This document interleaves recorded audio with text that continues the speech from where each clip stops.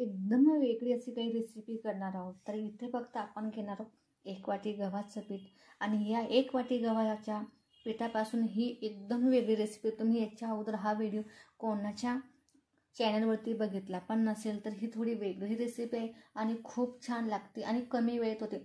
जर तुम्हाला स्वयंपाक करायचं जर जीवावर आलं असेल तर तुम्ही ही रेसिपी नक्की ट्राय करा आणि हा व्हिडिओ शेवटपर्यंत बघा, कुठे स्किप करू नका।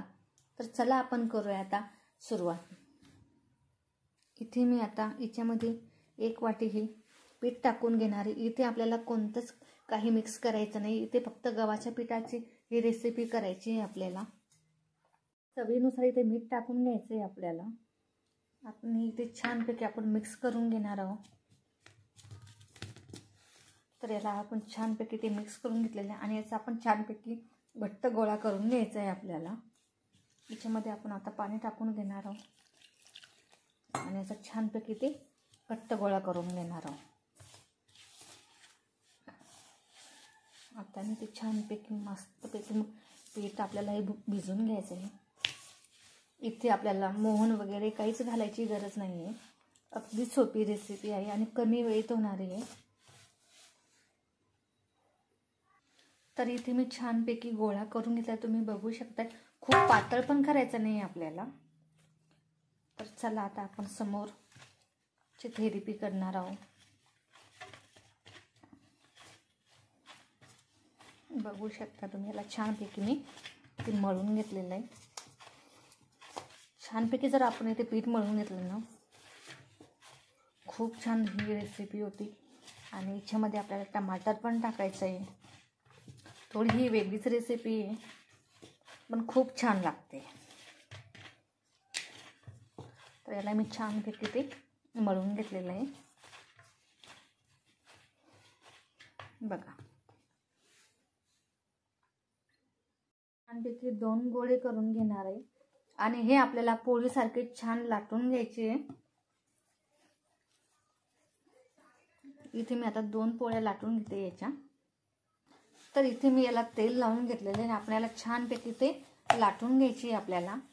खूप जाड पण नाही ठेवायची आणि खूप बारीक पण नाही करायची आहे आपल्याला। आता याला छानपैकी ते लाटून घेते आणि थोडंसं तेल लावून घ्यायचं पोळपाटाला, जेणेकरून आपली ही पोळी त्याला चिपकणार नाही। तर इथे मी आता छानपैकी पोळी लाटून घेतली आणि इथे आपल्याला चाकूच्या साहाय्याने इथे अगदी बारीक इथे ही पोळी आपल्याला अशा आकारामध्ये इथे कट करायची आहे। तर बघू शकता तुम्ही, इथे मी एकदम छोटे छोटे आकार घेणार आहे इथे। आता इथे मी सर्व पोळी छानपैकी इथे बारीक कट करून घेते। तर इथे मी सर्व बघा तुम्ही छानपैकी इथे कट करून घेतलेली पूर्ण पोळी।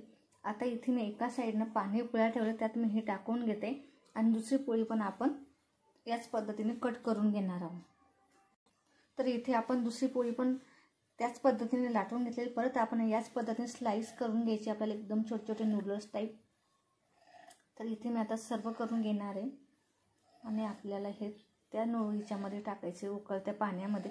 आणि हे टाकताना एक गोष्ट लक्षात घ्यायची की हे आपल्याला उकळत्या पाण्यामध्येच टाकायचे, जेणेकरून ते एकमेकांना चिकटणार नाही। तर तुम्ही बघू शकता मी ते सर्व ही छानपैकी एका साईजमध्ये ते कट करून घेतले। तर आता आपण हे उकळत्या पाण्यामध्ये टाकून घेणार आहोत। ही पोळी इथे टाकून घेतलेली आहे। तर आता इथे मी सर्व ही दुसरी पोळी इथे टाकून घेणार आहे। तर बघा इथे पाण्याला उकळी आल्यामुळे ते एकसारखे उकळून तयार होतात आणि एकमेकांना चिपकत पण नाही। आता इथे मी सर्व टाकून घेते। यामध्ये आपण टाकून घेणार आहोत थोडंसं तेल, अगदी किंचित तेल टाकायचं आहे आपल्याला आणि थोडंसं मीठ। आपण जर पाण्यामध्ये टाकलं ना याची टेस्ट अजून छान लागते, त्याच्यामुळे या पाण्यामध्ये मीठ टाकून घ्यायचं आहे आपल्याला। बघा तुम्ही छानपैकी ते उकळी येते आणि बिलकुल चिपकलेले नाही आहे। याला आपण 5 ते 7 मिनिटासाठी याला छानपैकी ते उकळी घेणार आहोत आपण। याच्यामध्ये आपण टाकून घेऊ थोडीशी हळद, कारण याला कलर छान येतो याच्यामध्ये जर आपण हळद मिक्स केली तर।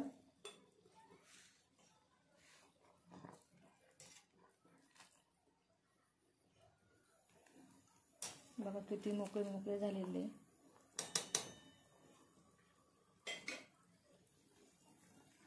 तर इथे आपलं छानपैकी शिजून तयार झालेलं. आता मी ते गॅस बंद करून घेणार आहे आणि हे आपण आता एका चाळणीमध्ये छानपैकी याला ओतून घेणार आहोत. तर इथे मी याला छानपैकी आता ओतून घेते. हे गरम असतं, एखाद्या वेळेस तुमच्या हातावर येऊ शकतं, त्याच्यामुळे याला थोडंसं अंतरून पकडायचं आहे आपल्याला. आणि याच्यावरती लगेच टाकून घ्यायचं आहे आपल्याला थंड पाणी. थंड पाणी टाकल्यामुळे ते एकमेकांना चिपकत नाही, त्याच्यामुळे ते थंड पाणी टाकायला विसरायचं नाही आपण. बघू शकताय तुम्ही. बघा आता हे पूर्ण पाणी इथून आपण याला निथरून घेणार आहोत. आपण ज्याच्यामध्येच हे गव्हाचे पिठाचे उकळून घेतलेले आहे ना, त्याच्यामध्येच आपण हे तेल टाकून घेणार आहोत. इथे मी 1 चम्मच तेल टाकून घेतलेलं आहे. याच्यामध्ये आपण टाकून घेणार आहोत मोहरी. मोहरी फुटल्यानंतर याच्यामध्ये आपल्याला घालायचे आहे जिरे. आणि जिरे घातल्यानंतर मी इथे टाकून घेणार आहे कांदा. इथे मी स्लाइस केलेला कांदा वापरणार आहे. इथे आपल्याला स्लाइस केलेला कांदा टाकायचा आहे. त्याला आपण छानपैकी आता सोनेरी कलर येईपर्यंत इथे फ्राय करून घेणार आहे. यामध्ये मी टाकून घेणार आहे स्वीट कॉर्न. स्वीट कॉर्न पण इथे आपल्याला छानपैकी भाजून घ्यायचे. इथे टाकून घ्यायचे आपल्याला वाटाणे आणि स्लाइस केलेली शिमला मिरची. आता हे आपण इथे छानपैकी शिजून घेणार आहोत. इथे आपल्याला सगळ्यात शेवटी टाकायचं आहे टमाटर. टमाटर लगेच शिजून तयार होतं, त्याच्यामुळे इथे सगळ्यात शेवटी ते टमाटर घालून घेतलेलं आहे. आता याच्यामध्ये आपण टाकणार आहे, इथे मी टाकणार आहे तिखट. आता हे तिखट आपण ते छानपैकी मिक्स करून घेणार आहोत. इथे टाकून घ्यायची आपल्याला शेजवान चटणी. थोडीशी शेजवान चटणी जर टाकली ना खूप छान टेस्ट येते, त्याच्यामुळे ते आपल्याला थोडीशी शेजवान चटणी टाकून घ्यायची. तुम्हाला जर टमाटा सॉस वगैरे आवडत असेल तर तुम्ही टाकू शकता. तर इथे मी आता हे सर्व इथे मिक्स करून घेते.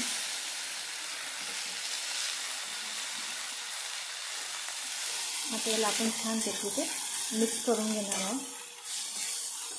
शेवटी आपण टाकून घेणार आहोत कोथिंबीर आणि छानपैकी ते मिक्स करू. आणि इथे आपण टाकणार आहोत थोडंसं मीठ. आपण तसे ते मीठ ॲड केलेलं आहे, तर थोडं टेस्ट करून बघायचं आपल्याला. मीठ जर कमी असेल तर ते आपण मीठ टाकून घ्यायचं. इथे मी याला छानपैकी परत मिक्स करून घेते.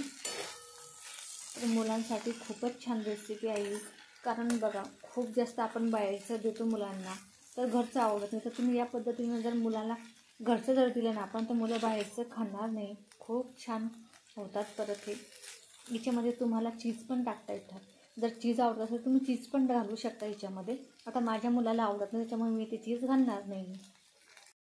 आणि मुलांसाठी खूपच छान आहे. आणि तुम्हाला जरी भूक लागली आणि घरी एखाद्या वेळेस आपल्या घरी कोणी जेवायला नसतं, आपण जेव्हा एकटे असतो ना, तर तुम्ही ही रेसिपी नक्की ट्राय करून बघा. टाकून घेते. बघा दिसायला पण किती छान दिसते आणि करायला पण खूप सोपी आहे. तर तुम्ही नक्की ट्राय करून बघा आणि केल्यानंतर मला नक्की सांगा की कशी लागली. कमेंट करायला विसरू नका. किती छान दिसते ना, पाहता क्षणी तोंडाला पाणी सुटेल इतकी छान रेसिपी. आणि खूप कमी वेळेत होती. तुम्ही बघितलं असाल की आपल्याला खूप जास्त वेळ लागला नाही आहे. आणि मुलांसाठी कोणत्याच प्रकारची इथे केमिकलयुक्त आपण पदार्थ वापरलेला नाही. आणि सगळं आपल्या घरी असणाऱ्या गोष्टी आपण इथे यूज केलेल्या आहे.